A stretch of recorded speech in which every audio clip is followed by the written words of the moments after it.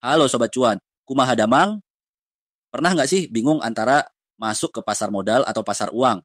Katanya pasar modal bisa kasih untung gede, tapi pasar uang lebih aman. Jadi, mana yang lebih cocok buat cuan? Yuk, kita bahas perbedaannya. Apa itu pasar modal?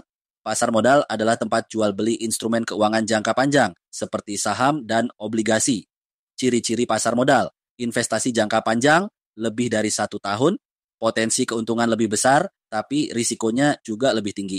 Harga bisa fluktuatif tergantung kondisi ekonomi dan emiten instrumen di pasar modal. 1. Saham.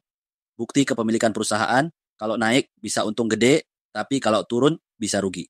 2. Obligasi. Surat utang dengan bunga tetap, cocok buat yang mau cuan lebih stabil. 3. Reksadana. Investasi kolektif yang dikelola manajer investasi. Lebih praktis buat pemula. Apa itu pasar uang? Pasar uang adalah tempat jual beli instrumen keuangan jangka pendek, biasanya kurang dari 1 tahun. Ciri-ciri pasar uang.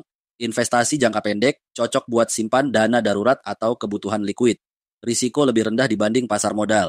Imbal hasil lebih kecil tapi lebih stabil. Instrumen di pasar uang. 1. Deposito. Simpanan berjangka dengan bunga tetap, makin lama makin besar bunganya. 2. Sertifikat Bank Indonesia, SBI. Instrumen utang dari BI yang sering dipakai buat jaga stabilitas moneter. 3. Surat berharga pasar uang, SBPU. Instrumen utang jangka pendek buat perusahaan atau bank. Mana yang lebih menguntungkan? Kalau mau untung besar dan siap risiko, pasar modal lebih cocok. Kalau mau aman dan likuid, pasar uang lebih cocok. Banyak investor pakai strategi kombinasi. Sebagian dana di pasar modal, sebagian di pasar uang buat keseimbangan. Pelajaran yang bisa kita ambil 1. Pasar modal lebih cocok buat jangka panjang, pasar uang lebih buat simpanan jangka pendek. Risiko lebih tinggi biasanya kasih keuntungan lebih besar, tapi harus siap mental. 3. Jangan taruh semua uang di satu jenis investasi, diversifikasi biar lebih aman. Disclaimer informasi ini disampaikan untuk tujuan edukasi dan hiburan saja.